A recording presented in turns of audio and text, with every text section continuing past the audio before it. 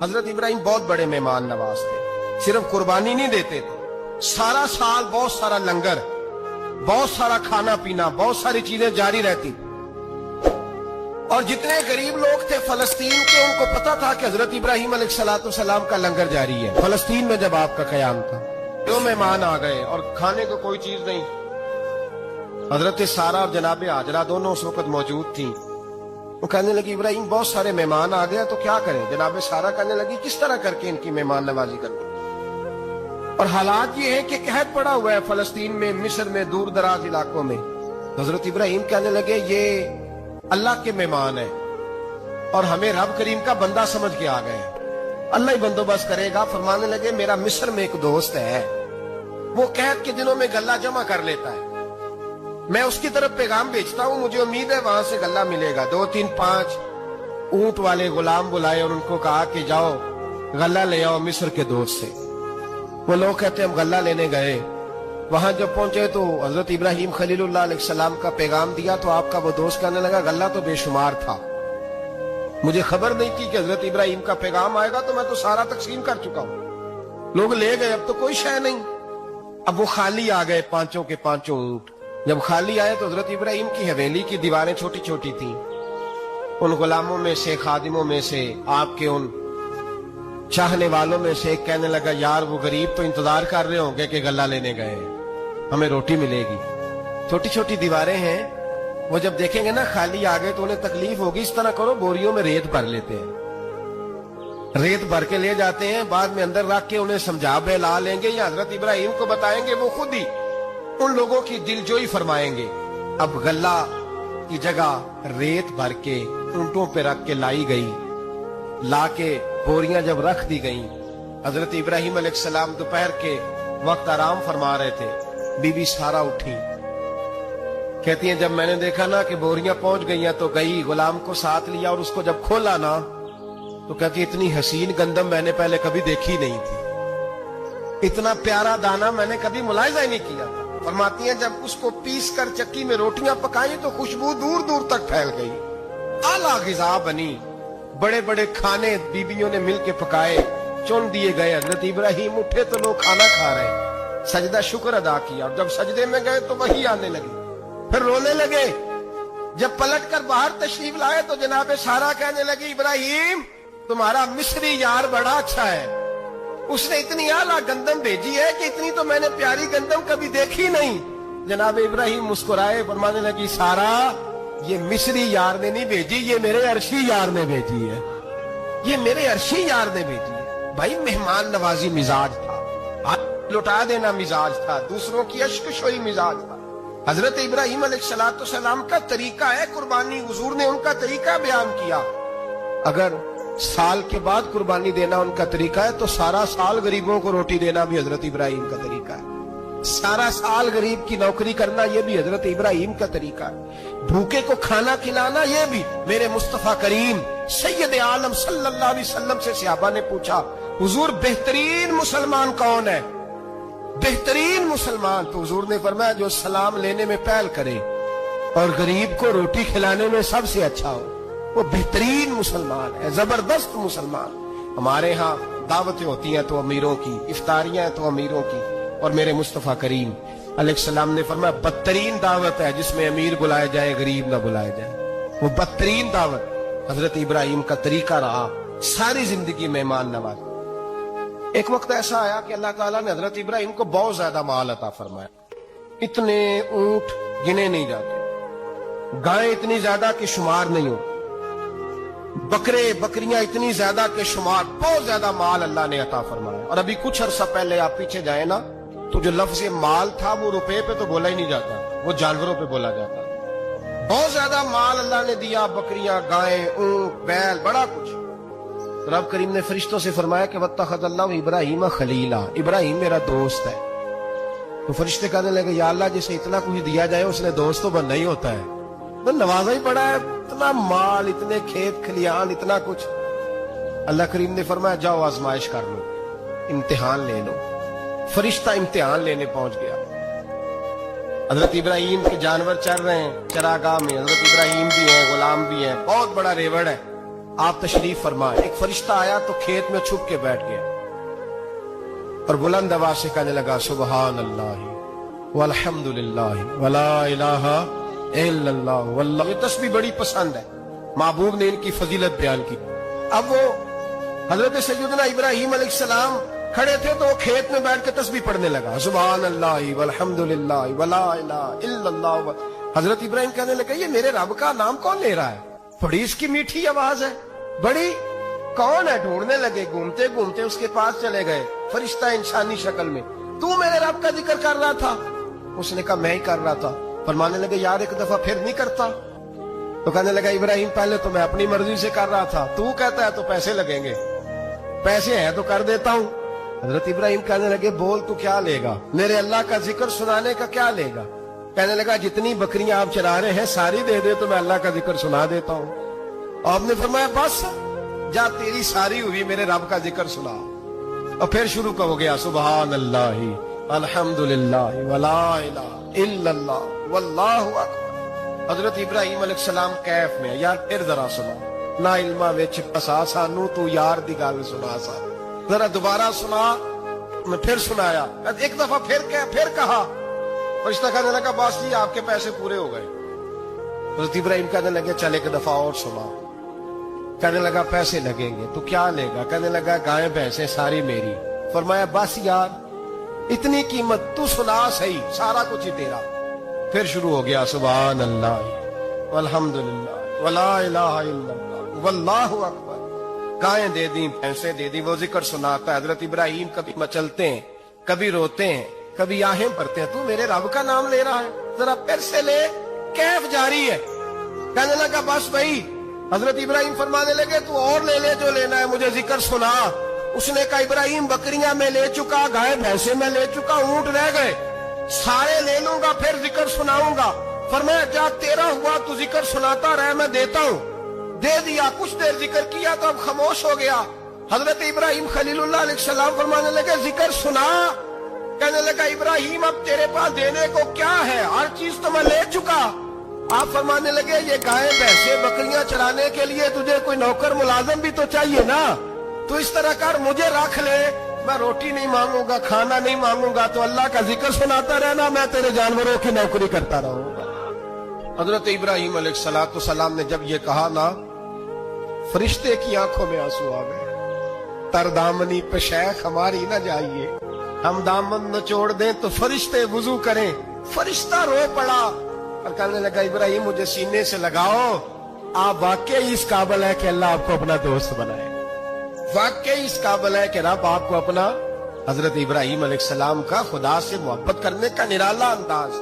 اور میرے بھائی یہی محبت انہیں میرے مصطفیٰ سے بھی تھی. ایک نبی گھر بنا رہا ہے, دوسرا بنوا رہا ہے. حضرت اسماعیل علیہ السلام پتھر اٹھا کے لا رہے ہیں, جناب ابراہیم بنا رہے ہیں. جب خانہ کعبہ بن گیا تو کہنے لگے ربنا وابعث فیہم رسولا, اے اللہ اب اسے بسانے کے لیے اپنا آخری رسول بھی عطا فرما. نبی پاک فرماتے ہیں میں دعا ہوں حضرت ابراہیم کی.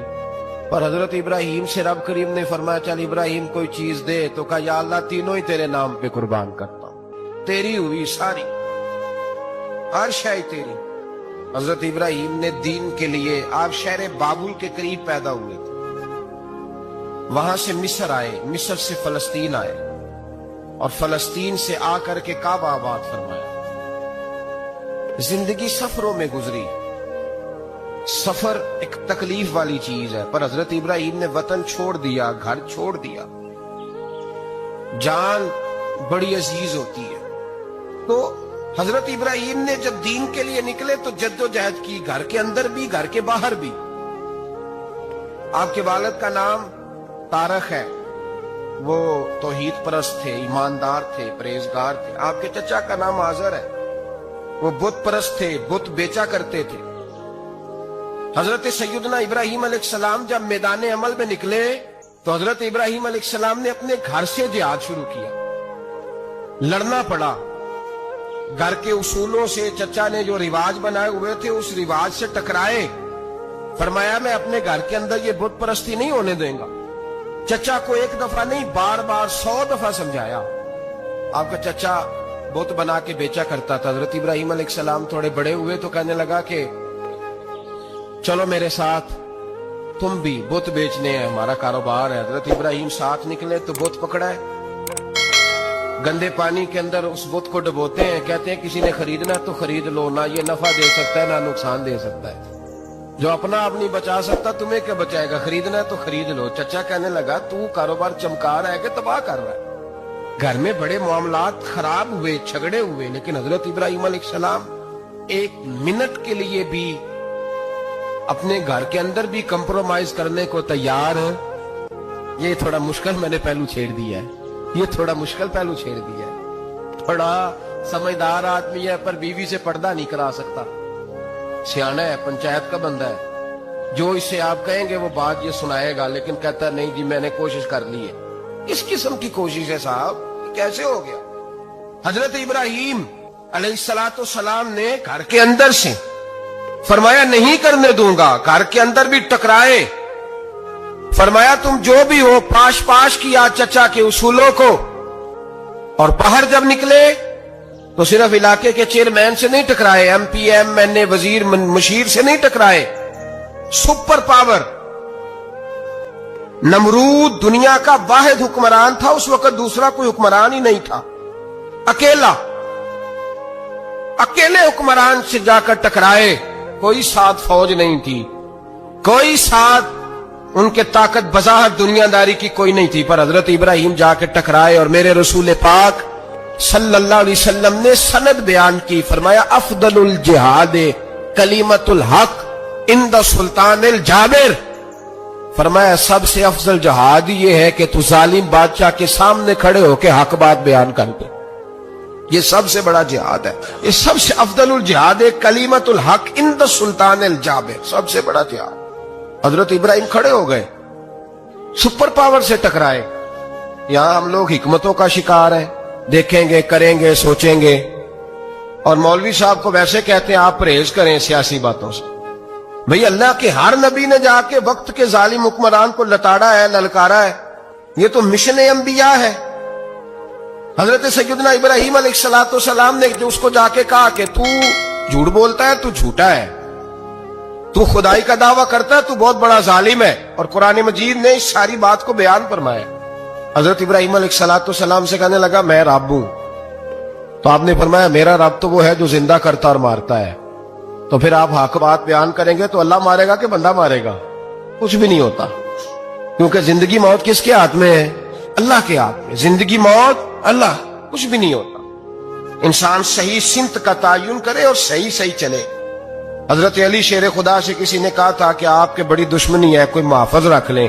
आप फरमाने लगे मौत खुद बहुत बड़ी मुआफज है, वक्त से पहले आती ही नहीं, बड़ी मुआफज है वक्त से पहले। अल्लामा नूरानी रहमतुल्लाह ताला अलैह कराची जैसे शहर में रहा करते थे, जहां गांव गांव पे खतरा था। लोगों ने कहा हजरत इतने बड़े लीडर हो, आपकी जमात की 62 सीटें हुई कौमी असेंबली में, एक ऐसा वक्त भी आया तो कोई एक आदमी बंदूक वाला। आप फरमाने लगे मुझे जरूरत ही नहीं, इसलिए कि जिस खुदा रसूल के लिए मैं निकला हूं वो खुद ही हिफाजत करने वाले हैं, जरूरत नहीं इन चीजों। तो भाई हजरत इब्राहिम टकराए, और आपका अंदाज क्या है? जाके कहा कि तू नहीं, खुदा वो है जो जिंदा करता। और उसने एक बेवकूफों जैसी दलील दी। एक आदमी को कल फांसी देनी थी तो उसको बुलाया, कहने लगा तुझे कब फांसी है? उसने कहा कल। कहने लगा जा तुझे आजाद किया, जिंदगी दी, उसको छुट्टी दे दी। एक आम आदमी बेचारा बैठा था, उसको पकड़ के ना कहने लगा इसकी गर्दन उड़ा दो। कहने लगा देख लो मैं भी जिंदा करता और मारता हूं, वो जो कल मरने वाला था मैंने जिंदा कर दिया है, और जिसको पता ही नहीं था कि मैंने मरना है उसे पकड़ के मैंने मार दिया है। ये बेवकूफों जैसी दलील है।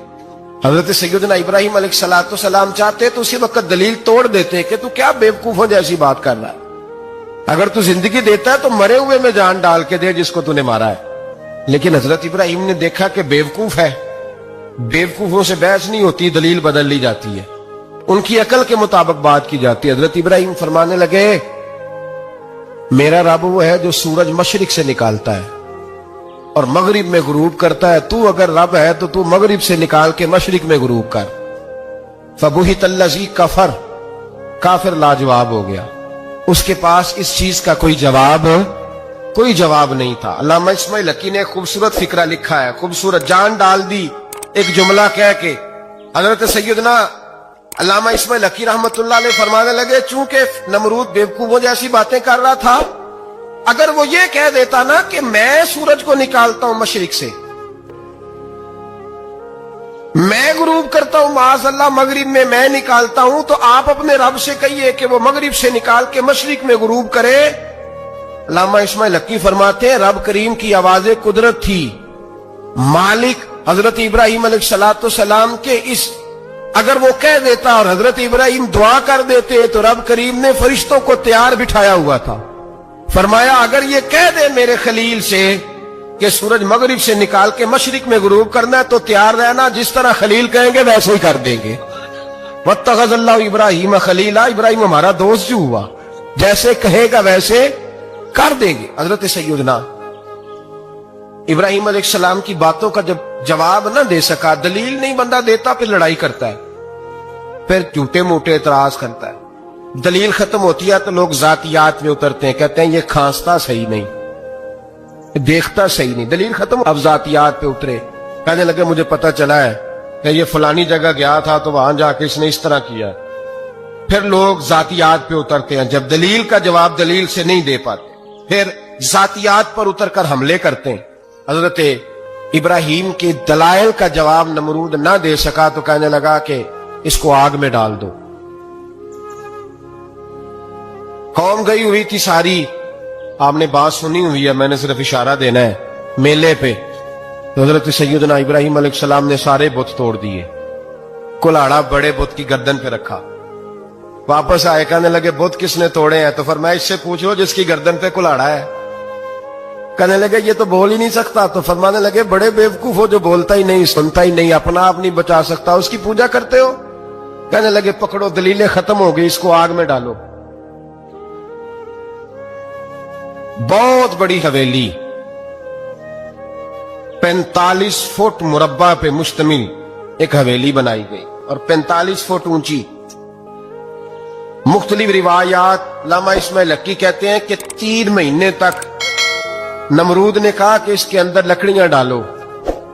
لوگ پوچھنے لگے کتنی دنیا جلانی ہے؟ کہنے لگا بندہ تو ایک جلانا ہے پر بندہ بڑا تگڑا ہے، ایک بندہ۔ 3 مہینے لکڑیاں ڈالی گئیں، اور لوگوں کی جو تہمات ہوتی ہیں نا وہ بڑی عجیب ہوتی ہیں۔ تہمات میں نے بڑی تفصیل سے رمضان المبارک میں گفتگو کی تھی، بدشگونی تہمات لوگ لیتے ہیں، اس وقت بھی لوگ تہمات کا شکار ہو گئے، عقیدہ بگڑ جاتا ہے تو وہ عجیب و غریب باتیں کرنے لگتا ہے، تہمات کا شکار ہو گئے۔ بیبیاں نظر مانتی، میں بیمار ہوں اگر صحیح ہو گئی تو اتنے من لکڑی دوں گی حضرت ابراہیم کی آگ جلانے کے لیے۔ ایک عورت لے کے جا رہی ہے لکڑیاں، ایک نیک دل آدمی نے اسے پوچھا کہاں جا رہی ہو؟ کہنے لگی میں نے منت مانی تھی تو حضرت ابراہیم علیہ السلام کو معاذ اللہ جلانے کے لیے لکڑیاں لے کے جا رہی ہوں۔ تو وہ رب کریم کے بندے کہنے لگے تو ڈھونڈتی رہے گی، تجھے وہ جگہ ملے گی نہیں۔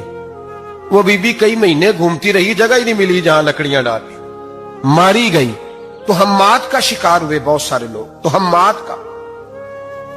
بھائی تہمات دین کے اندر منع ہے، تہمات دین میں کوئی نظر ماننا، کوئی کسی بزرگ کے مزار پہ جا کے سالے ثواب کے لیے کوئی چیز ماننا، یہ تو درست ہوا، لیکن غیر شرعی نظریں مان لینا کہ میں آ کے گرد چکر لگاؤں گا، میں جناب وہاں جا کے یہ والا تماشا کروں گا، میں دھاگا باندھوں گا، میں رسا کاٹوں گا، میں وہاں گندے ہو سے پانی پیوں گا، ان کی شریعت اجازت؟ یہ تہمات ہیں، بدشگونی ہے، دین میں ان کی کوئی گنجائش؟ آپ نظر ماننے سے پہلے بھی کسی عالم سے رابطہ کریں کہ میں منت مانگنے لگاؤں تو کیسے ماننی چاہیے کا طریقہ پوچھیں، ایسے ہی غلط چیز کی منت تھوڑی مان لی جائے گی۔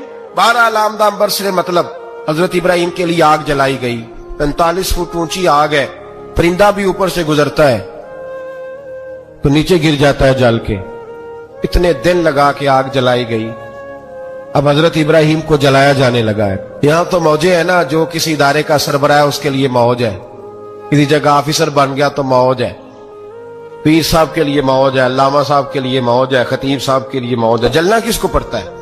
بحال ہی کوئی نہیں رہا الا ماشاءاللہ۔ وہ لوگ گزر گئے جو تکلیفیں سہ کے کام کرتے تھے، گزر گیا زمانہ۔ حضرت سیدنا ابراہیم علیہ السلام کو جلایا جانے لگا ہے تو اب اتنی بڑی آگ ہے تو ڈالے کیسے؟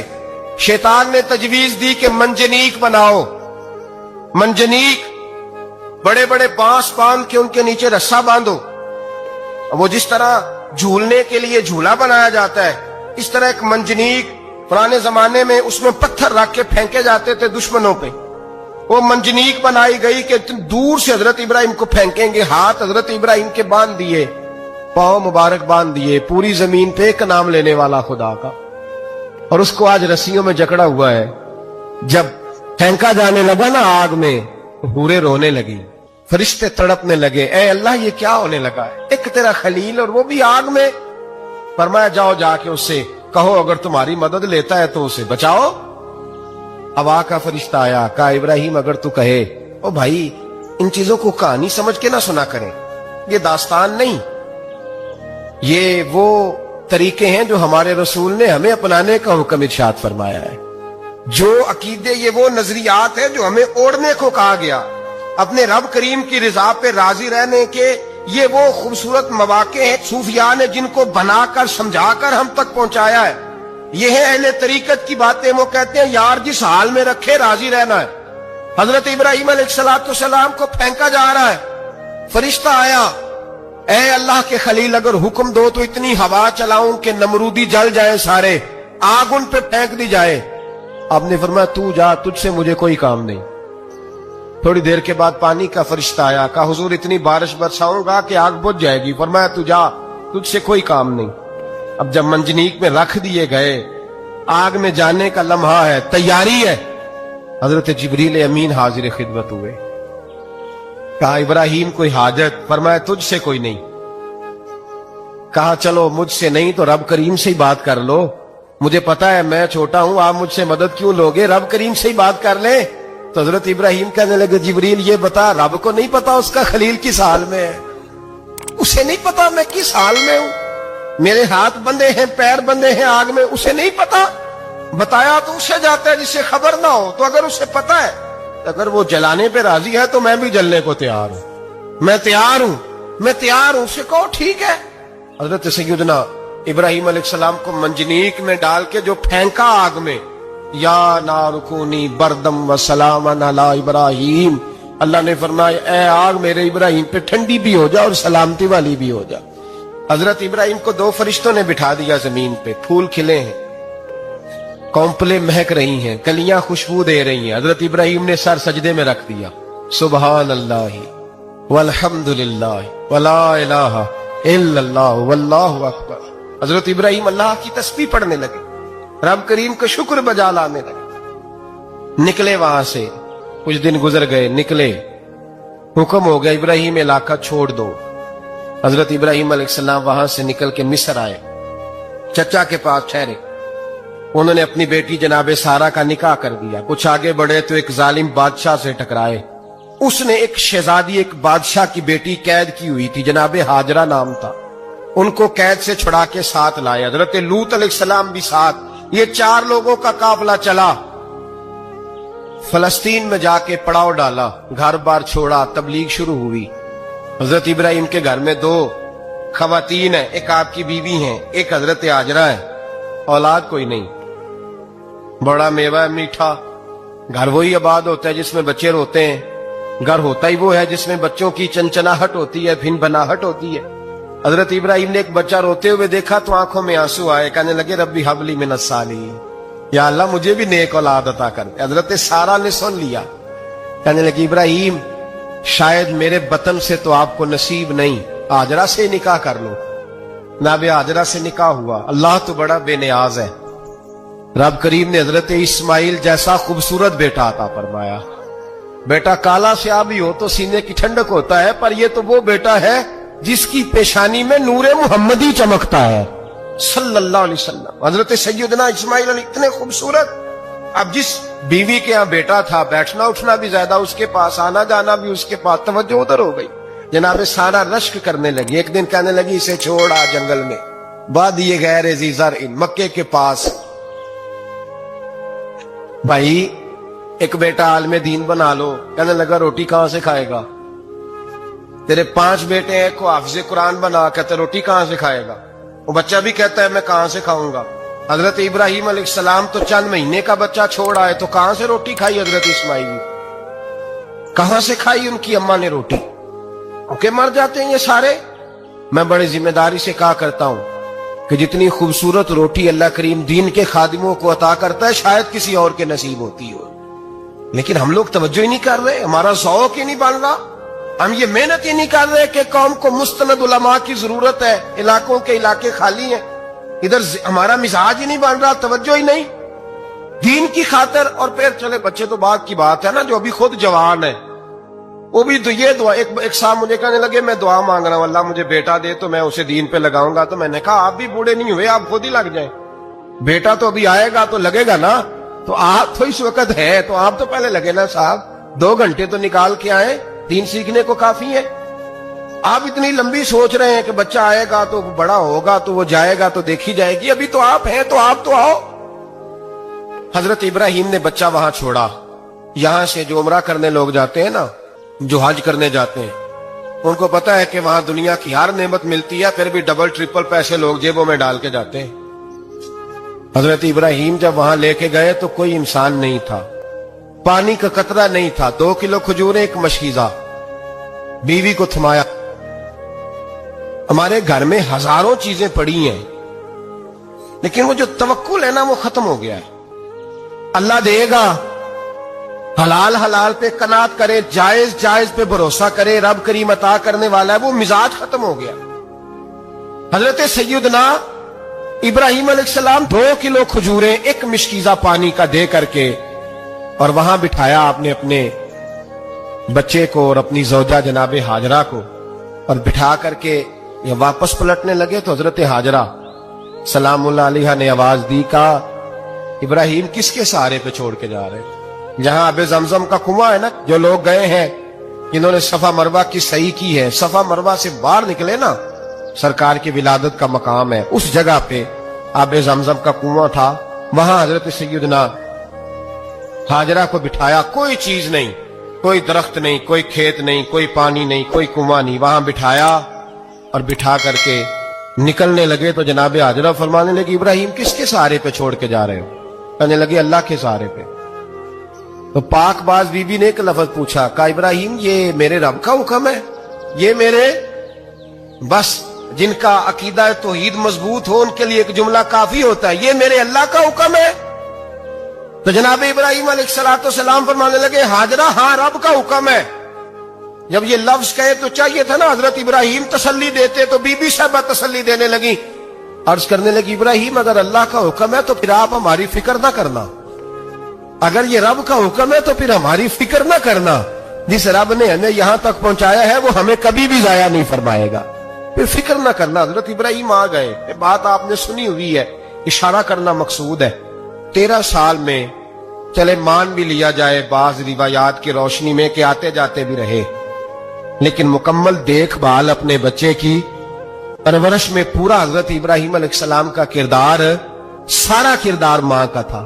میں جب خواتین کے بارے میں کوئی بات کرتا ہوں تو میں آپ کو اکثر کہتا ہوں کہ یہ صرف بیوی کے لیے حکم نہیں ہوتا، یہ ٹریننگ بیٹی کو دینی ہے اور بہن کو دینی ہے.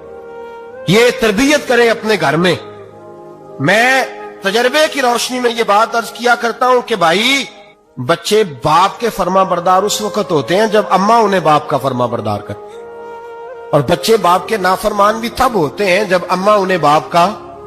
میں نے اپنے کانوں سے سنا ایک دفعہ ایک بچہ اپنے باپ سے کہہ رہا ہے آپ نے تو ساری زندگی باہر گزار دی، پیسے کمانا کون سا مشکل کام ہے، دکھ سکھ تو سارے اماں نے برداشت کیے، سکولوں میں وہ جاتی تھی، فلانا کام وہ کرتی تھی، فلانا کام.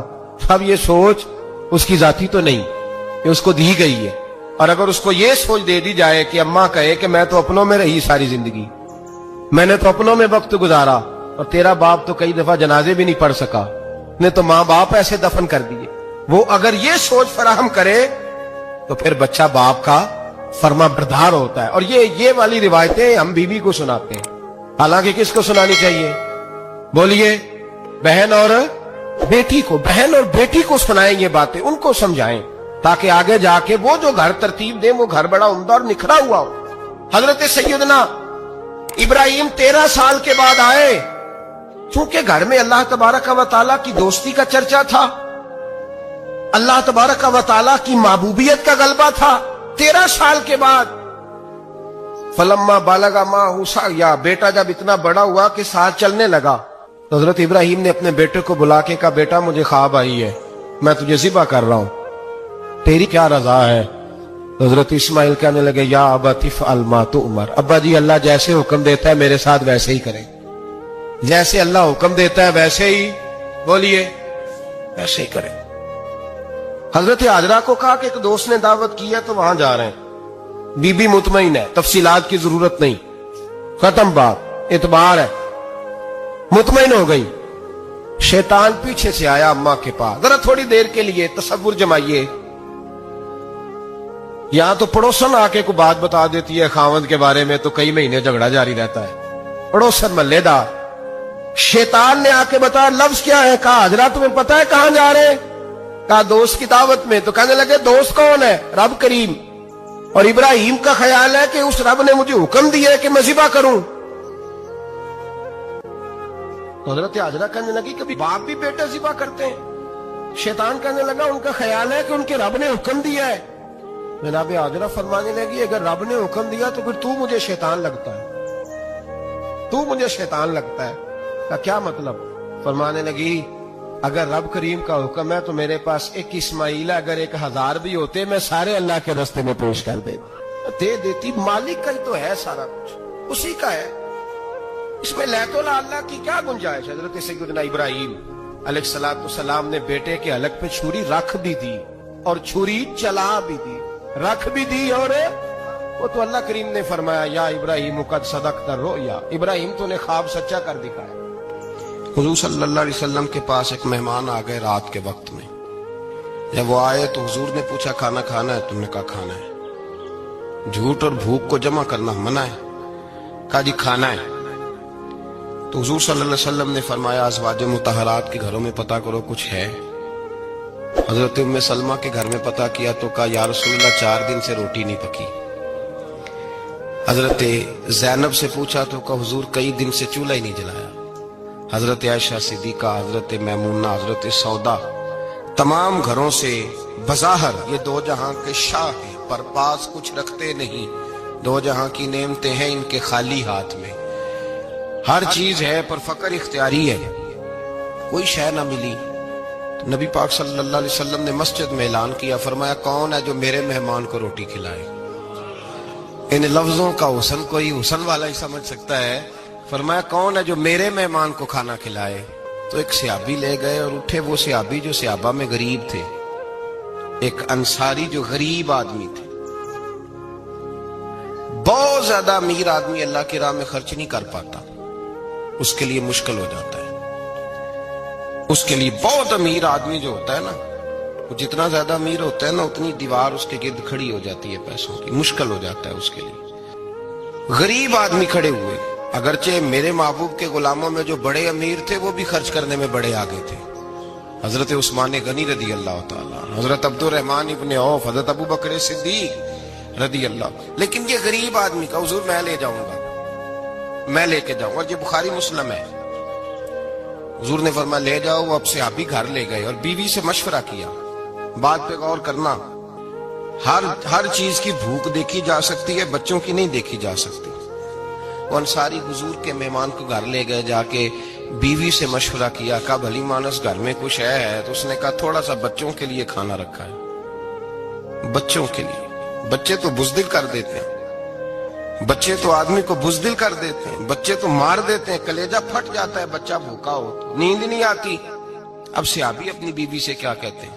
कहते हैं बच्चों को बहला के सुला दे, और रसूलुल्लाह के लिए नहीं, रसूलुल्लाह के मेहमान के लिए, भाई नबी पाक के लिए नहीं, हुजूर के तुझसे दर दर से सग और सग से है मुझको निस्बत, मेरी गर्दन में भी है दूर का पटका तेरा, तुझसे दर दर से सग सग से है मुझको निस्बत। लंबी बात है। तो बच्चों को सुला दो। बीबी ने बच्चों को सुला दिया तो मियां बीवी का मशवरा हुआ कि मेहमान के साथ बैठ के रोटी खाना भी सुन्नत है। तो अब मेहमान के साथ बैठ के खाना भी है, तो खाना है 1-2 आदमी का। अब खामद अपनी बीवी को तैयार करता है कि मैं भी खाने पे बैठ जाऊंगा, तू भी बैठ जाना। और जब मेहमान खाने में हाथ डाल ले तो तू उठना, कहना ओ हो दिया तो सही किया ही नहीं, अभी बुझ जाएगा। اور جا کے دیا بجھا دینا. ہم ہاتھ ہلاتے رہیں گے, مہمان روٹی کھاتا رہے گا. اور یار اس درد کو, اس کیف کو سمجھو. گھر میں بچے بھی بھوکے, بچوں کی ماں بھی بھوکی, بچوں کا باپ بھی بھوکا. دسترخوان پہ روٹی لگ گئی, روٹیاں چون ڈالی. بی بی اٹھی کہنے لگی اوہو چراغ تو صحیح کیا ہی نہیں, یہ تو بجھ جائے گا. حوصلے مند بی بی جس نے بچے بھوکے سلا دیے. وہ بھوکے سوئے ہوئے بچوں کی بھوکی اماں اٹھی اور اپنے خاوند کی تابع داری میں اٹھی. میں گڈی تے ہاتھ ڈور سجن دے, وہ جنج رکھے اونج رہنا ہے. اٹھی اور اس نے نہ دیا ٹھیک کرنے کے بہانے بجھا دیا. مہمان روٹی کھاتا رہا اور رسول اللہ کے نوکر قربانی دیتے رہے. وہ روٹی کھا کے سیر ہو کے بستر بچھایا تو سو گیا. یہ میاں بیوی ساری رات بچوں کی طرف دیکھتے رہے اور غور کرتے رہے اور راضی رہے کہ ہم نے حضور کا فریضہ نبھایا ہے. قربان جاؤں محبوب پہ, بے خبر ہو جو غلاموں سے وہ آقا کیا ہے. وہ صحابہ وہ اگر قربانیاں دیتے تھے تو جو اعزاز ملتا تھا وہ بھی بڑا شان والا ہے. صحابی کہتے ہیں میں فجر کی نماز پڑھنے مسجد آیا, پہلا قدم رکھا تو میرے کریم بولے. حضور نے فرمایا رات جو تو نے اور تیری بیوی نے عمل کیا ہے خدا کو بھی بڑا پسند آیا ہے, محمد مصطفیٰ کو بھی بڑا پسند ہے.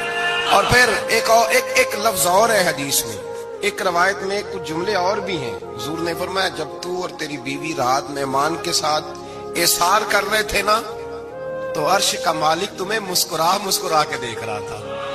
رب تمہیں دیکھ کے مسکرا رہا تھا. رب تمہیں دیکھ کے مسکرا. تر دامنی پہ شیخ ہماری نہ جائیے, ہم دامن نہ چھوڑ دیں تو فرشتے وضو کریں. اور میں وہ مسکرا رہا تھا کہ میرے بندے میرے رسول کی رضا کے لیے کیا کر رہے ہیں. اور صاحب دیکھو نبی پاک کے لیے نہیں, خاندان کے لیے نہیں, خاندان نبوت کے لیے نہیں, حضور کے نہ سمجھے یار, اس پہلو کو سمجھے. نبی پاک کے بریلی کے امام بول پڑے, فرمانے لگے تجھ سے در سے سگ سے ہے مجھ کو نسبت. تجھ سے در سے ساگ کتے کو کہتے ہیں فارسی میں. فرماتے محبوب تیرا دروازہ اور دروازے پہ کتا اور کتے کے پاس میں بیٹھا ہوں. چلو کتے کے پاس تو بیٹھا ہوں نا, میری گردن میں بھی کوئی تو پٹکا آیا ہی ہے نا. تجھ سے در سے سگ اور سگ سے ہے مجھ کو نسبت. چلو میری گردن میں بھی ہے دور کا پٹکا تیرا. قرآن مجید بول اٹھا. رب کریم نے فرمایا حبیب یہ تیرے غلام وہ ہیں کہ وَيُكْسِرُونَ عَلَىٰ أَنفُسِهِمْ وَلَوْ كَانَ بِهِمْ خَصَاصَةٌ. فرمایا ان کا حال یہ ہے کہ جس چیز کی شدید حاجت ہوتی ہے وہ بھی اپنے بھائیوں پہ قربان کر دیتے ہیں, وہ دے دیتے ہیں تیرے نام پہ. جب مکے والے مدینے آئے انصار مدینہ تو میرے مصطفیٰ کریم نے فرمایا نہ تمہاری نسلیں ایک ہیں نہ قبیلے ایک ہیں, لیکن تمہارا نبی ایک ہے, تمہارا رسول ایک, خدا ایک, کتاب ایک, تمہارا میری وجہ سے رشتہ ہے. چلو اپنے بھائیوں کے ساتھ احسار کرو, چلو احسار کرو. اگر کسی کے 2 مکان تھے تو اس نے ایک اس کو دے دیا جو مکے سے آیا تھا, 2 باغ تھے تو ایک دے دیا, کسی کے پاس ایک تھا تو آدھا بانٹ کے دے دیا. ہر چیز تقسیم کر دی. حالات بدل جاتے ہیں, حالات بدل جاتے ہیں. تلک الایام نداولها بین الناس, اللہ لوگوں کے درمیان دن بدل دیتا ہے.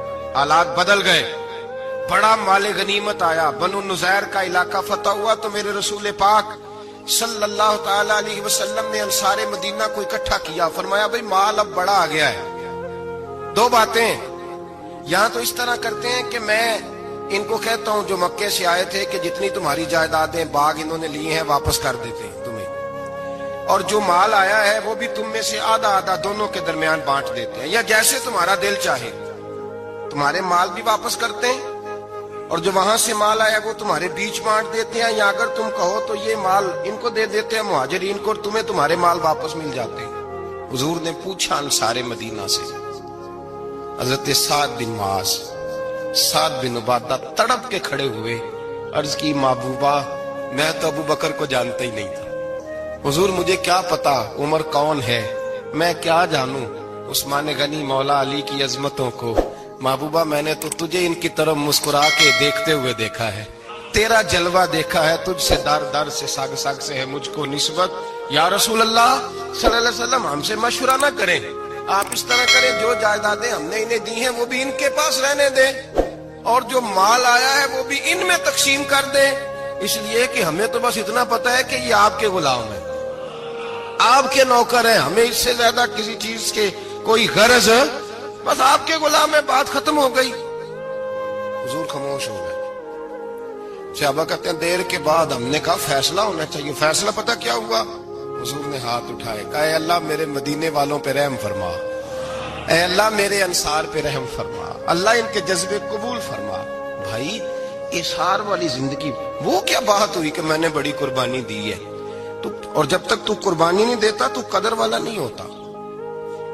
جو چیز قربانی سے حاصل ہوتی ہے اس کی قدر ہوتی ہے, جو چیز مفت میں آ جاتی ہے اس کی کوئی قدر نہیں ہوتی, کوئی قدر نہیں. میں اکثر سوچتا ہوں کہ حضرت خواجہ اجمیری کے خلیفے اجمیر میں بھی تو ہونے چاہیے تھے نا, لیکن ان کے خلیفے اجمیر میں نہیں ہوئے, دلی میں ہوئے.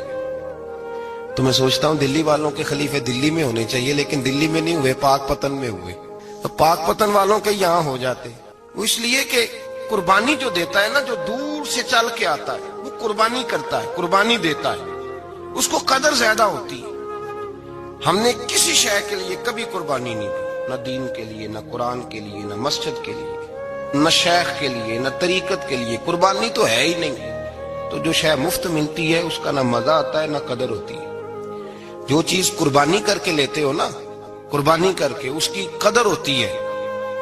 کسی لیے کہا تھا کسی درویش نے, اس نے کہا تھا قدر نبی دا ایک کی جانن دنیا دار کمینے, قدر نبی دا جانن والے سو گئے وچ مدینے. ان سے پوچھو نا, ان سے پوچھو ان حضرات کو کتنی قدر تھی. قربانی اپنی زندگی میں دینا سیکھے. ایک ہوتی ہے بندے کی ذاتی خواہش, اس کو کچلنا بڑا مشکل ہوتا ہے. قربانی بڑی ضروری چیز کا نام ہے, اور جو قربانی دینا سیکھ جاتا ہے وہ بچ جاتا ہے. کتیا 6 بچے جنم دیتی ہے لیکن قربانی نہیں دیتی بچوں کی, تو ریوڑ نہیں بنتے, اجڑ نہیں بنتے. بکری 2 بچے پیدا کرتی ہے اور سال کے بعد ہزاروں بچوں, لاکھوں بچوں کی قربانی دیتی ہے, پر پھر بھی جدھر جاؤ بکرے ہی بکرے نظر آتے ہیں. جو قربانی دینا سیکھ جاتا ہے نا, یزید نے کوئی قربانی نہیں دی, اس لیے کوئی شخص بھی کھڑا ہو کے نہیں کہتا, حالانکہ 14-15 بیٹے تھے یزید کے, کوئی بھی کھڑا ہو کے نہیں کہتا میں اس کی نسل میں سے ہوں. امام حسین نے ساری قربانی دے دی. ایک زین العابدین بچے تھے, پوری دنیا میں اللہ نے سید عطا فرمائے ہوئے ہیں. جو قربانی دینا سیکھ جاتا ہے وہ بچ جاتا ہے. ہم نا قربانی کیا, ہمارے پاس تو اضافی شے ہے وہی دینے کو تیار نہیں. جب آپ تیار ہی نہیں تو سودا ہی نہیں کر, آپ نکلے ہی نہیں میدان میں, تو حاصل کیسے ہوگا؟ حصول تو تب ہوگا نا جب آپ کوئی انویسٹمنٹ کریں گے. تو آپ انویسٹ ہی نہیں کر رہے تو بھائی آپ نے پودا ہی نہیں لگایا تو پھل کیسے ملے؟ قربانی نہیں دی تو وہ درجہ کیسے ملے؟ اس کے لیے تو قربانی ضروری ہے. اب تمام صحابہ کی زندگی پڑھ لیں, حضرت ابو بکر سے لے کر حضرت بلال تک, یہ سارے قربانی والے ہیں. آپ تمام اولیاء کی صفت پڑھ لیں, حضرت غوث اعظم, جیلانی, داتا علی اجمیری, خواجہ معین الدین, یہ سب قربانی والے لوگ ہیں. قربانی دیتے رہے تو بچے ہوئے. ان کے جو ساتھ تھے وہ بھی قربانیوں والے تھے. قربانی حصہ ہے طریقت کا, قربانی ضروری ہے. اور ہمارے صوفیاء تو کہتے ہیں جس شخص نے تصوف میں آ کے قربانی نہیں دی. بزرگوں کے پاس ایک شخص آیا, غالباً خواجہ نظام الدین محبوب الہی کی بات ہے, میرے ذہن میں نام پورا نہیں سما رہا. تو ایک مرید نے آ کے کہا حضور زکوٰۃ کتنی دینی ہے؟ فرمایا 2.5%. تھوڑی دیر کے بعد حضرت نصیر الدین چراغ دہلوی آ گئے, کہا حضور اللہ کے راستے میں کتنے دینے ہیں؟ فرمایا 50%. ایک ساتھی قریب بیٹھا تھا, اس نے کہا پہلے کے لیے 2.5% کا فتویٰ تھا, اس کو کہہ دیا دے دے. چند منٹ گزرے تو حضرت امیر خسرو بھی آ گئے, کہا حضور زکوٰۃ کتنی دینی ہے؟ فرمایا جو ہے سارا ہی لے آ, تیری 100% ہے. تو وہ ساتھی جو قریب بیٹھے تھے اس نے کہا بابا فتوے علیحدہ علیحدہ ہے. فرمایا فتویٰ ایک ہی ہے, بندے علیحدہ علیحدہ ہے.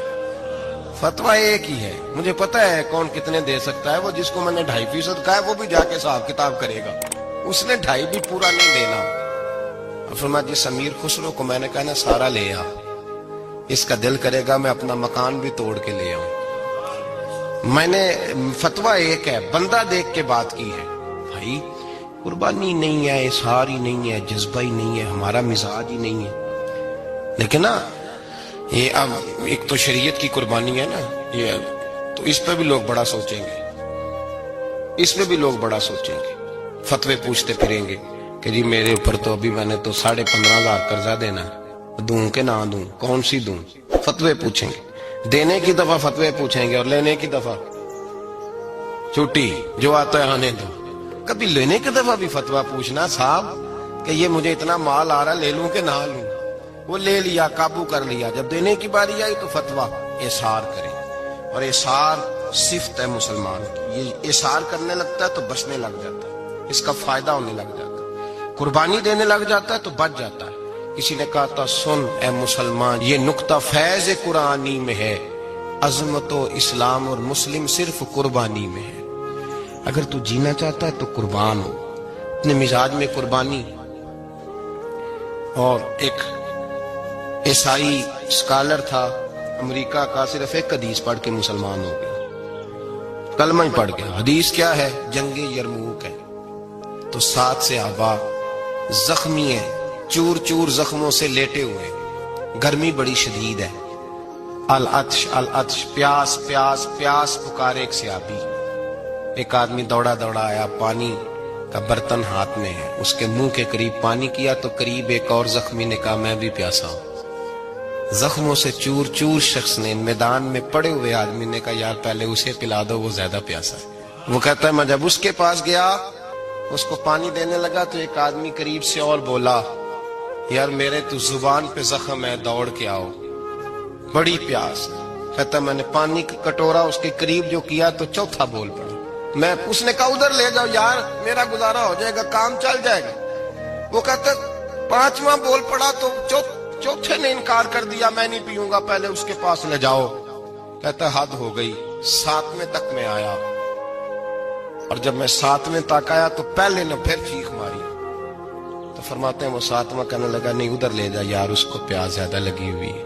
کہتے جب میں اس تک گیا تو وہ جام شہادت نوش کر چکا تھا۔ پلٹ کے دوسرے کے پاس آیا تو وہ بھی فوت ہو گیا، تیسرے کے پاس آیا تو وہ بھی رب کریم کی بارگاہ ناز میں حاضر ہو گیا، 7 شہید ہو گئے۔ تو پانی کا کٹورا میرے ہاتھ میں رہا، میں کبھی آسمان دیکھتا، کبھی زمین دیکھتا، کبھی پانی دیکھتا، کبھی میں ان 7 شہیدوں کے چہرے دیکھتا۔ پھر دل میں خیال آیا یہ تو گردنیں کاٹنے والے تھے، یہ تو ایک دوسرے کو قتل کرنے والے تھے، یہ تو خون پینے والے تھے۔ آج یہ سارے اس لیے کر رہے ہیں کہ سارے محمد عربی کے غلام بن گئے، رسول اللہ صلی اللہ علیہ وسلم کے نوکر بن گئے۔ وہ کہتا میں نے حدیث پڑھی تو میں مسلمان ہو گیا۔ میں نے کہا یہ جذبے دنیا دار بندہ پیدا نہیں کر سکتا، یہ جس نے جذبہ پیدا کیا ہے وہ اللہ کا سچا رسول ہے۔ میرے بھائی اظہار کا مزاج پیدا کریں۔ قربانی تو نہیں رہی معاشرے میں، اظہار ہی تو نہیں ہے۔ ہم روایتیں پڑھتے ہیں سنتے ہیں، لیکن آپ یقین کریں پنکھے کے نیچے مسجد میں ایک دوسرے کو جگہ دینے کو تیار نہیں۔ جب پنکھا ہے نا چل رہا ہے تو کوشش ہے کہ مجھے عین اس جگہ ملے جہاں پنکھا چل رہا ہے۔ اتنا بھی اظہار کرنے کو لوگ تیار نہیں، اتنا بھی۔ اور درجے بڑے بڑے لینے چاہتے ہیں، بڑے بڑے درجے۔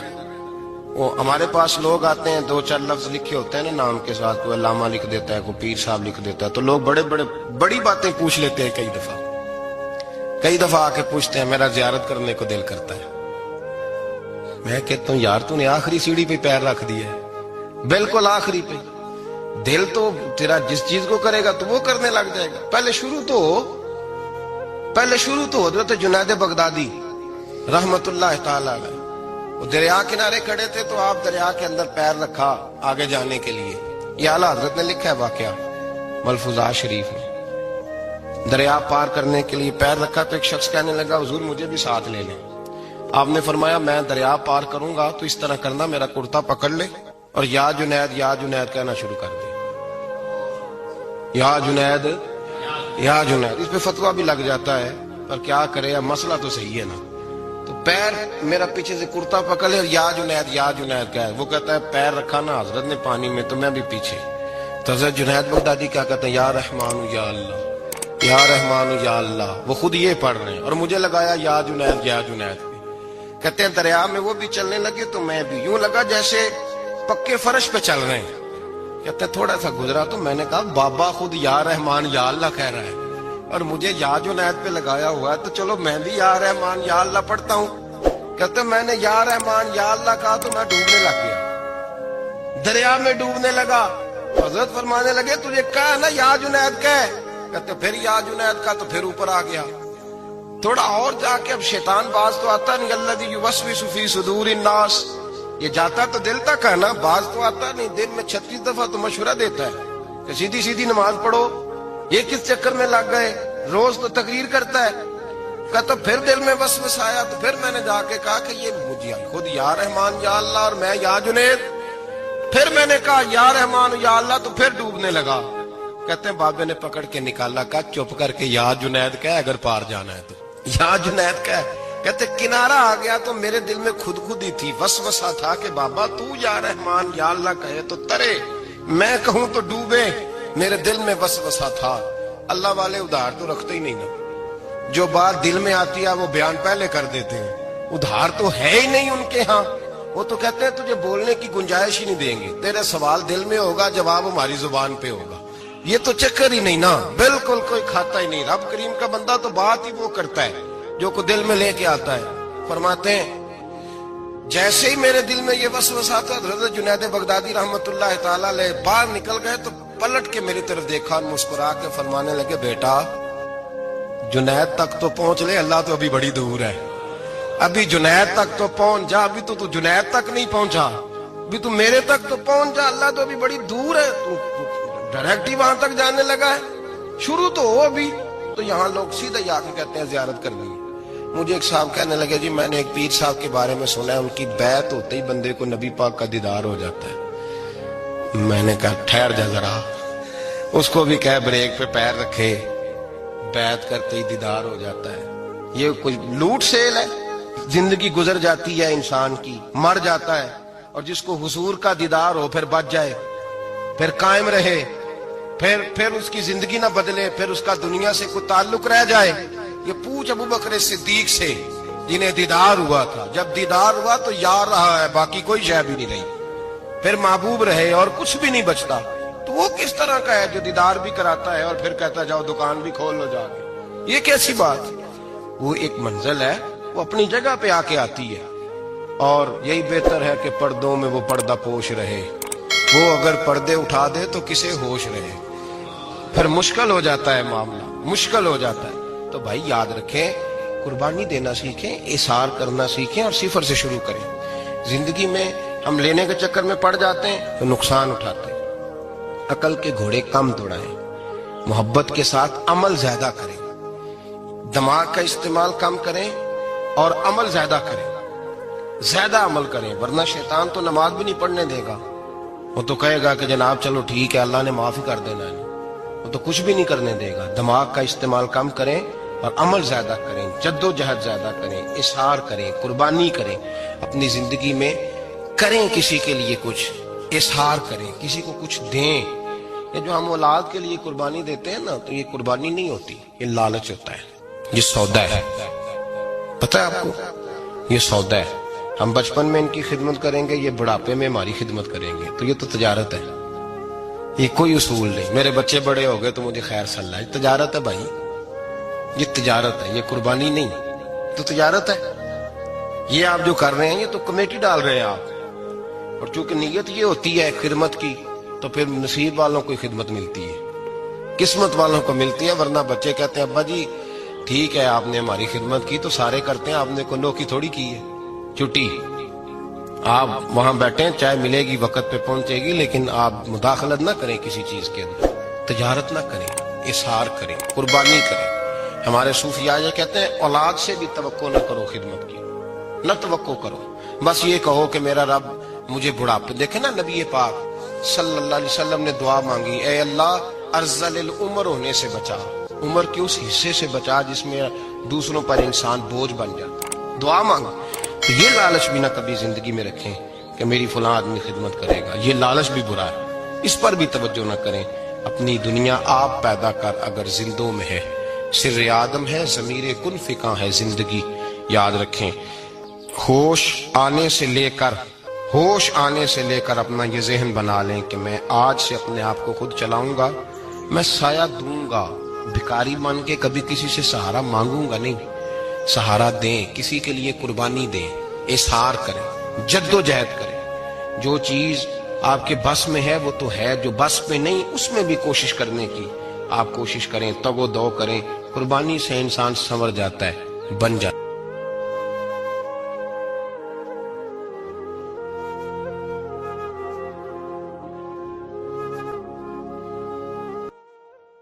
اگر آپ کو ہماری یہ ویڈیو اچھی لگے تو ہمارے چینل کو سبسکرائب کرنا نہ بھولیے گا. شکریہ.